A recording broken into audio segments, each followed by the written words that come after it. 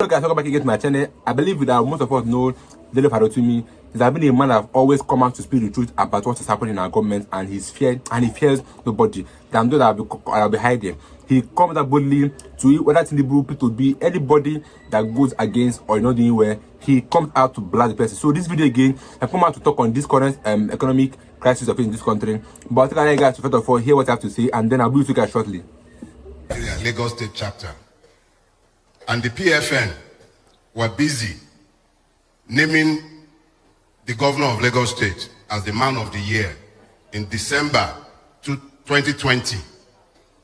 This was the church that would accommodate us as we remembered those who were massacred at Lekki Toll Gate. So I have a feeling that this church has something about love for sinners.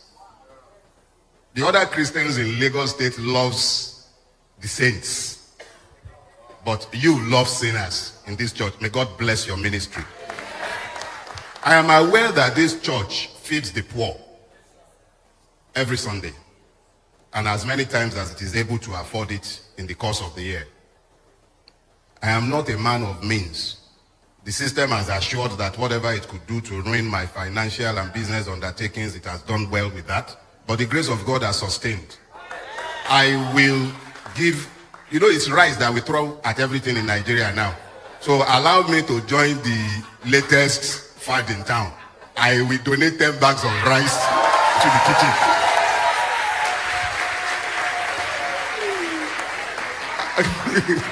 Allow me to please observe all protocols that might have been observed already. The timekeeper already has a time clock in front of me. You are also aware that I'm a man who loves the sound of my own voice, so I would not want to take too much of that by greeting all of you. Just take it that I love you all with the love of God. My darling wife, thank you for managing me and for tolerating me for all these years. May the good Lord continue to strengthen you. Thank you very much. I am in church. So when I was going to talk to my friends online, I said, revolution goes to church.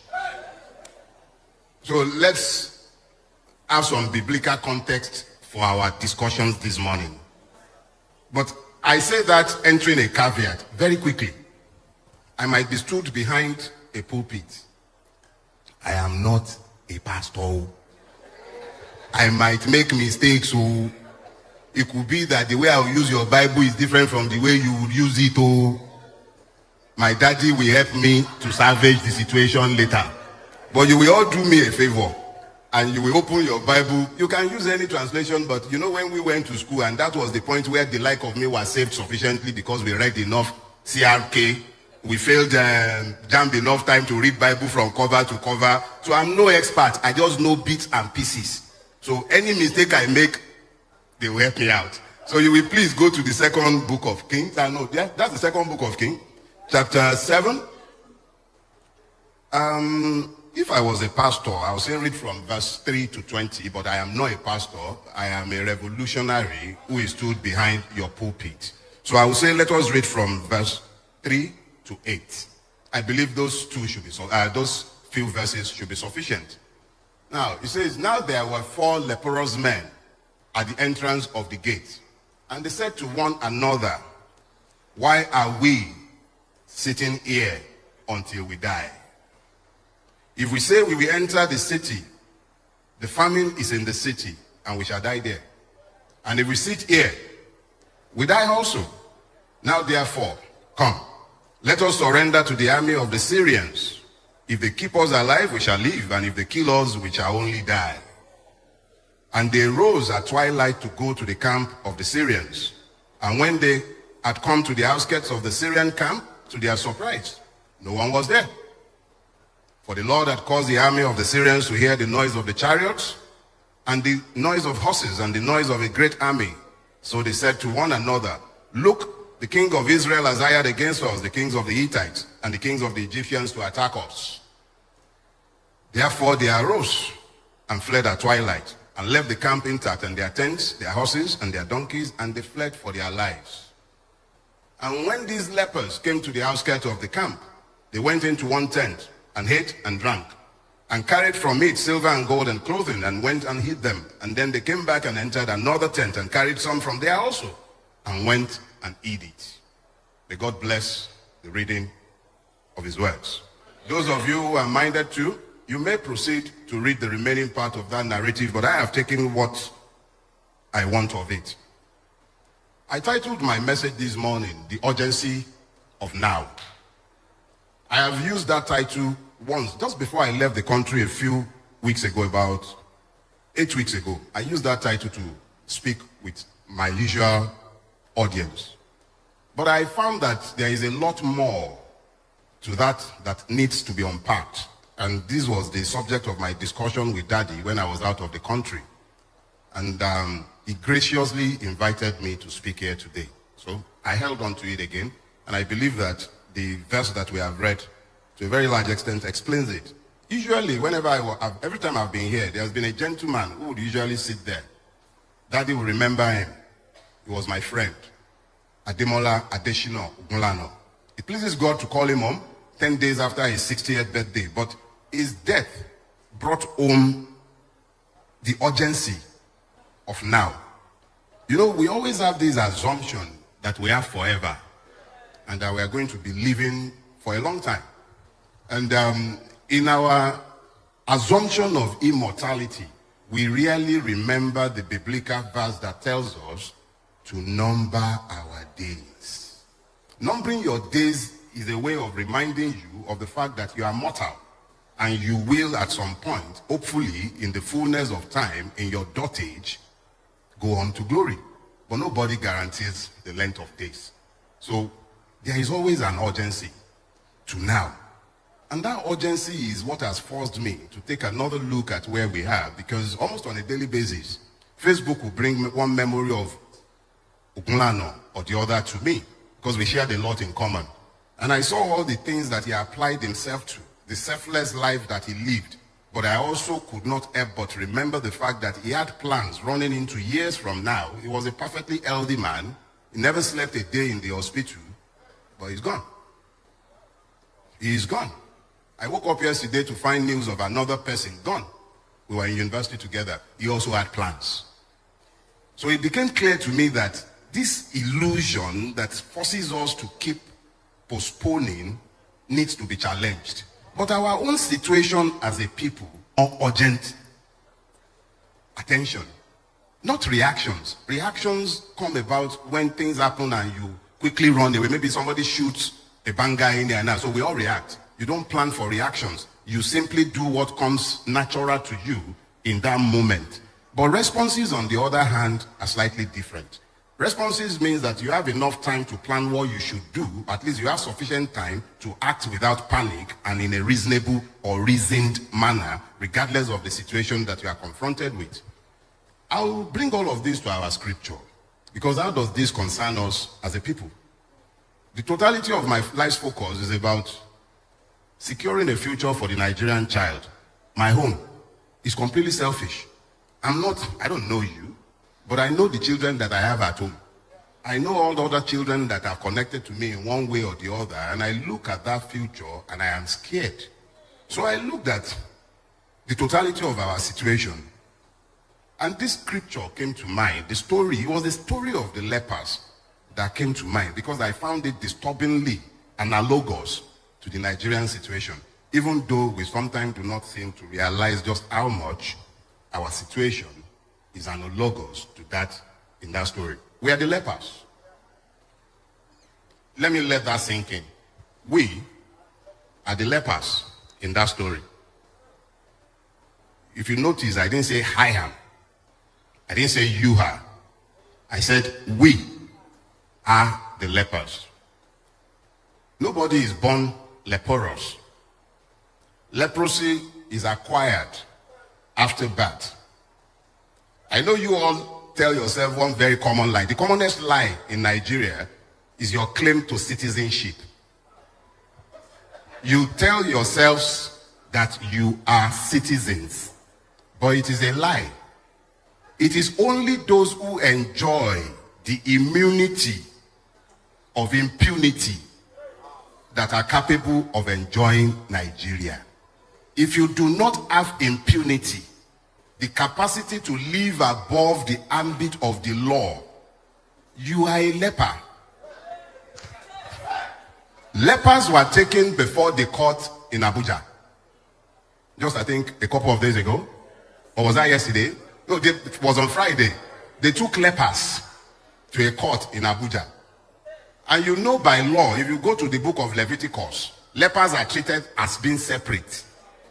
Because if they were not separate, they should have equal access to justice. And I am sure that nobody should be required to tell a judge who is sworn to protect the weak that those are citizens, if they were citizens. Once upon a time, there was the delusion of citizenship in Nigeria.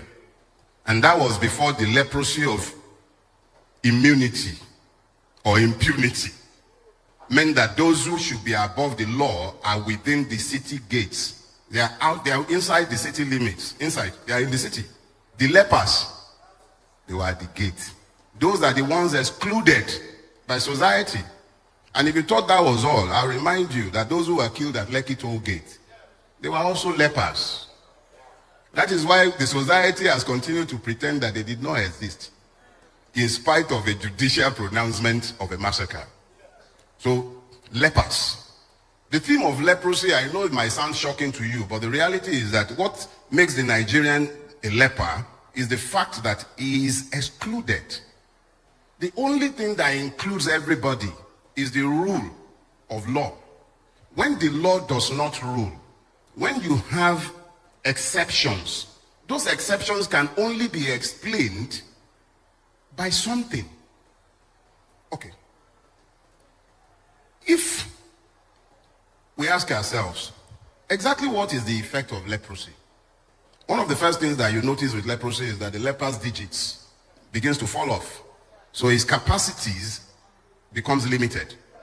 He can't even, Yorubas have a proverb, they say, abere bolo wa adete, odete. It means that the needle fell off from the leprous finger. And now, he has no way of picking it up. So it becomes a quandary. That is the situation with the Nigerian. You go abroad, you are separated. They separate you at airports. Within Nigeria, the policeman looks at you like our dishonorable mascot. He looked at a boat driver. The average boat driver in Nigeria is a university graduate. 90% of the boat and Uber drivers in Nigeria, if not more, are university graduates or dropouts who could no longer afford to go to school because the system simply failed them. And then a person who says that he's a sworn representative. And you know the beauty of that situation? For a long time, lepers have had difficulties in identifying themselves in Nigeria. You have the lepers of Yoruba Ronu, who thinks it's different from the lepers of Biafra. And then you have the lepers of Katsina, the Fulani peasant, who you will blame for all the woes of the South. So the lepers have had difficulties identifying themselves, and they have been busy fighting in the army of their enslavers. Now, mascot, who assaulted the boat driver, he is Igbo. In the hierarchy of Nigerian impunity, the Igbo man is the lowest in that hierarchy, unfortunately so, but that is the reality. If that guy, mascot, if he was an Hausa or a Fulani man, we would not be united in condemnation of his evil. We would have been distracted by his ethnicity or religiosity, and we would have been debating that. If the king of Nigeria, who is sat within the city limit in Aso Rock, were to be a man from the Delta, when they brought the lepers to court in Abuja on Friday, Arewa would have gone crazy. But we have Mumu, Muslim. Nobody can preach about it, and everybody is suddenly silent. Let me say this. When we allow ourselves to ignore the fact that everything we hate, we also fear, then it becomes easy to recruit us into the armies of our oppressors to begin to fight on behalf of those who have enslaved all of us. I'll show you. A few months ago, a certain cross-dresser in this town was arrested for spraying money. There are numerous videos online where you find obas, politicians, governors, even presidents, ex-presidents spraying money. But of course, EFCC is not meant for the like of them. It is the lepers that the EFCC must find. And of course, who is more leprous than the one who does not look like you? So, we were all pressed into service in 18 Bobrisky to the point where we ignored that the law that was enforced against him is ignored in relation to others. Bobrisky, which is a paradox for Nigeria, the country we have all built, was now meant to go to jail. But of course, since the jail in Nigeria is meant for the poor and the weak, Bobrisky was able to assess the levels of injustice that is available to non-lepers. So he equalized with money. And then you begin this hypocritical belly aching that has run from the bowels of the disgraceful National Assembly, and they are having all kinds of circuses.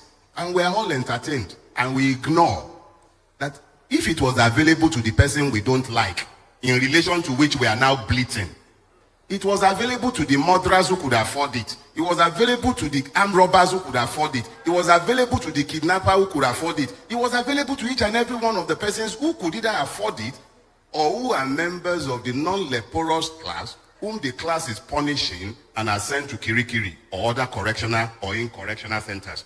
The important thing that we all need to understand in this case is that there is a commonality to this affliction that we forget when we convince ourselves to embrace the hatred by which we have been divided. Who are the Syrians? At least, I think by around verse 5, they start telling us about how the Syrians tents were there. So, who are the Syrians? The Syrians are your fears. The Syrians are the hatreds. All the things that you have used to divide yourselves, those are the Syrians. Everything that we desire as a collective, because I doubt that there is anything the Yoruba wants that the Igbo man does not want, or that the Ijaw man does not want, or that the Fulani man would dislike. We all want the same thing, but we are failing to see the commonalities. The Syrians represent our fears. Everything we desire is at the other side of our fears. Your fears also encapsulate your hatred. Like I said earlier on, it is impossible to love something and hate it. But you cannot ever fear anyone or thing without hating that thing. It is only God that you may fear. And I say this, myself and Daddy have had this discussion before. The proper word is not fear. You don't fear God. You reference him. Is referential awe. Respect, deep respect for his capacities, because it comes from you knowing him. You know what he can do. So you respect, venerate him. You don't fear God. It is reference, not in the fear of them you are trembling. Even if you tremble before God, it's out of reference, not out of fear of injury. So let us be clear that everything that we seek is at the other side of our fears, of our hatred. If you look at 2 Timothy chapter 1 verse 7, to be specific, that's 2 Timothy chapter, it says, "For God has not given us a spirit of fear, but of power and of love and of a sound mind." You know, it is impossible for you to have the soundness of your mind and embrace hatred. It is impossible. It is simply impossible. If you have retained the soundness of your mind, the only thing that might happen to you when you are confronted with a phenomenon is curiosity. You are curious. That's why you see Oyibo, when they run into something strange, they want to capture that thing, they want to study it. You know what we will do? If we are not casting and binding, we are finding the kumo with which we will kill that thing, because we are fearful. We have embraced the spirit of fear, and that spirit of fear also predisposes us to hatred. So anything that does not look like us, we are afraid of it. And we cover our fear with the veneer of hatred, because it's easier to confess hatred than to confess ignorance. The average person that you are hating on, whether it's the Yoruba Ponu faction of our country, whether it's the Arewa supremacist, whether it's the Biafran must go, whoever you are in Nigeria, our problems are the same. Exactly the same. It is in now recognizing that these problems are the same that we can now form alliances that leads us out of where we are. If you've ever seen ants, thank you. When you see ants in floods, when there are floods, you find that ants build bridges. They knot themselves together, they join together to build bridges, and then others will climb on top of them and they all cross. And I did a social experiment in my house. I asked my wife to witness it one day. You know when you see column of ants, and I can be a very curious person in spite of my age, I'm still a child.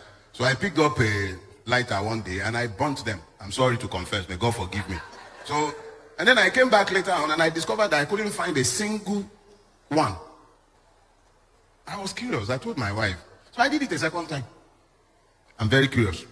And then this time around, I saw that it was the ants themselves that were coming back to pick their dead. If you don't believe me, try it on your own. But even more curiously, this morning, a friend sent me a scientific fact. Something said by Sir David Attenborough, and I want to share it with you so that I'll further explain this theme of finding common purpose. Sir David Attenborough said this. He said, biologists say that trees are social beings. They can count, learn, and remember. They nurse sick members, warn each other of danger by sending electrical signals across a fungal network. And for reasons unknown, keep the ancient stumps of long-felt companions alive for centuries by feeding them a sugar solution through their roots. I'll share this with Daddy. That's Sir David Attenborough, one of the foremost nature scientists in the world. Now, this is what when I read that piece, what scared me is the fact that trees that we would refer to as inanimate objects, they understand the need to synergize. They do not think or believe that they are alone. They understand the need for everybody to work together as a collective. I look at us, especially we Nigerians, and even more particularly our siblings, brothers and sisters, mothers and fathers who live in the diaspora. I sometimes hear them complaining about the racism in the countries in which they reside. And I am amazed that they could simply not recognize that the racist is merely the superior cousin of the tribalist. If you cannot accommodate the Igbo in your space, or you could not accommodate the Yoruba in your space, or you think the Fulani man is your problem, how do you say anything about the racist? The racist at least has the excuse of skin pigmentation. What's your own? So, the biggest problem of the lepers would appear to be an inability to recognize themselves. Now, they didn't tell us that the lepers went in different direction. The scripture is clear. Although some scriptures, some Bible students will tell us that these were the children of Geas and his children. But it still does not explain the fact that they found the grace to act in concert. They moved as one. Two did not say, let's go into the city. They didn't remember this. In spite of the fact that they were lepers, they were not stopped from entering the city. They could have entered. So because you are carrying a Nigerian passport does not mean you are a Nigerian citizen. They could enter the city. They simply could not enjoy the privileges of others. So let's be clear, you can enter the city as Nigerian, you have your NIN, you even have BVN, you carry your passport. In fact, they asked you to go to your local government to get confirmation of your leprosy, and you did. Oh, sorry, your citizenship, and you did. So, the only problem is that the lepers are not recognizing themselves. And you know what makes the situation even worse for the lepers? You can't vote your way out of your leprosy. Okay, you don't believe me? Go and ask the people who pretended to vote in Edo, and they'll tell you what their experiences were. So in case you forgot the lessons learned in February 2023, I remember I was here and I urged all of you to register to vote. We did all of that, remember? And you should get remember now, we said it that we did all of that. But of course, we didn't, even I was unaware of the fact of my leprosy. Hey.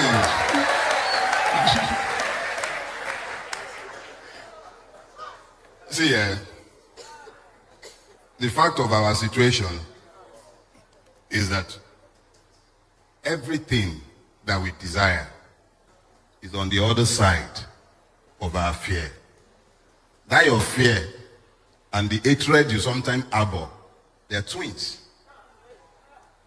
If you would instead focus on the fact that the things you desire for yourself is no different from what the next person desires for themselves, even though there might be slight variations, we can at least agree on a raft of things that are common to all of us. I am sure that when the mascot of Impunity, I'm sure that part of his campaign, because I think he's an APGA representative, he even had one picture next to him on his poster. Our brother, Ikemba, may God rest his soul. Ikemba was gracing his campaign poster. Ikemba was right there. But did he ask the ethnic affiliation of the boat driver? He did not. Our ethnicities do not matter to our oppressors. The fact of our leprosy only matters to us. They don't care. They are above it. You know, when you say you are above principalities and powers, they are above leprosy. We are the ones who need to get it into our heads that all the things that we are using to divide ourselves do not divide those who have divided us and who are the ones profiting from where we are. But I can tell you all about the fact that we are the lepers. I can tell you all about the fact that the Syrians are our fears. I could even make an effort and say to you that the king and those within the city are those who are enjoying the impunity that we have spoken about. But it does not bring the urgency of now into focus. After my friend passed on, a Yoruba song kept rising up in my spirit, and it wouldn't leave. So from time to time, I will sing it, and don't worry, I'm not going to attempt to do anything like what your choir did. And it's most definitely not a Christian song, but it's a godly song, because it does preach directly from the scriptures. It says, "Ṣe tó ṣe, ọ̀rẹ́ mi ọjọ́ ń lọ. Ṣe tó ṣe, ọ̀rẹ́ mi ọjọ́ ń lọ, èyí tó bá ṣe là ó ròyìn. Ṣe tó ṣe, ọ̀rẹ́ mi ọjọ́ ń lọ." I would interpret for you. He says, do what you will, for time is far gone. That's all he's saying. Ṣe tó ṣe, ọjọ́ ń lọ. We can stay in our state of leprosy until we die. And then our children will inherit it. And you know the amazing thing about this sickness? Daddy even alluded to it when he was speaking earlier on. He said, truth dies in darkness. When a lie endures for so long and the sufferers become complicit in the erection and maintenance of that lie can actually become the truth in the consciousness of the victims.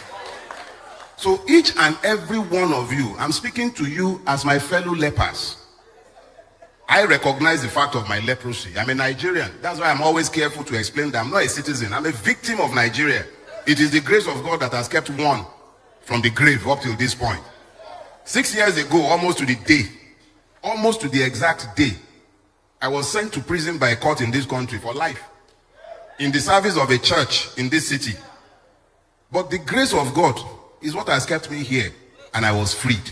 No, hold on, please. The point I'm trying to make to all of us is this. If we do not recognize the fact of the commonality of our victimhood, if you continue to think that those who voted Bulaba deserve their punishment and you don't want anything to do with them, you can't even bring yourself to show mercy to them as Christians, how do you bring yourself together to fight the evil? Okay, so you know the truth, but they are so ignorant because they have embraced hatred that they do not know the truth. How have you, as Christians, shown them the truth? I know, it's actually very annoying, especially if you live in this neighborhood. This is Okota. Yeah. The vast majority of my Oriental brothers and sisters live in this neighborhood. You have borne the brunt of the madness that has overtaken our country. And you will see more. As we are drawing closer, because for them, the election cycle has started. The election cycle has nothing to do with your votes. They don't care. They've written the result already. But having written the result, they need you to now begin to divide yourselves. You need to be told to ignore the pains in your bellies, the hunger. You must forget it. And for you to forget it, they must give you hatred to embrace. And I saw a piece in the paper, I think sometime this past week, and I know that they have started the race. You know what I saw? Ajeromi Felodun local government published a list of streets they were renaming in Ajegunle. And I saw how they are attempting to whitewash history and pretend that a certain ethnic group do not exist in that neighborhood. And I laughed. But I also know that it will require the complicity of good men and women who elect to embrace hatred for that madness to endure. I have lived in the Lekki axis for at least about 22 years. I have been associated with that axis for over 30 years. I know the area well. The names on our streets, and I'm just using this to illustrate so that you understand the insidious nature of the evil that has overtaken our country. The names on the streets in the entirety of the Lekki Peninsula, I don't know about other parts of Lagos State, they came about in a specified manner. Lekki was a swamp, a vast swamp. It was only the express that had any solidity to it. And they were selling land. And my Oriental brothers and sisters came. They would buy land in swamps. And then they would build roads with rubbles. And then they would bring transformer. And then they would build a street gate. And other people will be encouraged by the reason of their presence to come and start building on their own plots. And then the way you name streets, you take an application to the traditional ruler that the street be named after you. The traditional ruler and his secretary will verify your contribution to the neighborhood you are asking to be named after you. Almost every name you see decorating any street in Lekki, particularly the entirety of the greater Lekki Peninsula, they were men who either built roads or bought transformers. They were the first, they were the pioneers. Those who are today turning around and making it seem as if these things came by accident and they were on hand, in an attempt to turn brothers against brothers for reason of political validation, they require you to forget that you are commonly lepers. May God cure all of us of our leprosy, but it does not change the fact that Nigeria has inflicted leprosy on those who should be citizens. Our afflictions are common to us. What do we do? I believe that in the coming days, weeks, and months, we must, as a collective, begin to find common purpose and set out what it is that we believe should happen to us as a people. And then stand behind our demands. They have children sent to correctional centers and facilities across the country. Parents are sat mostly unconcerned. A lot do not even know that this is in any way connected to them. But the reality is that tomorrow is actually quite gloomy if you took a very good look at where we are today. There is a urgency of now. That urgency does not allow us to outsource the resolution of these problems to a future generation. There is nobody coming to save us. The Americans won't save us. Get that clear. They benefit from this. Neither will the British. They've even tried to do you 419 now. They have a Yoruba sounding person heading the Conservatives. It's all is calm. They need to bring what they are losing in Europe. They need to bring it out of the Commonwealth. So everything that has happened to us, you will not hear any one of the beneficiaries speak on our behalf. Have you heard any condemnation from the European Union? Have you heard anything from Britain? Have you heard anything from America? A long time ago, we were busy naming streets after American diplomats, thinking that salvation was coming from abroad. Salvation is not coming from abroad. I also assure you that Daddy will lead you in prayers, but we also need to act. Without acting, prayers are, I'm sorry to say, useless. God will do what God will do. But men must do what men will do. And in our own case, if we stay here, we perish. It's not really just Bible speak. It's the reality. Our situation is dire.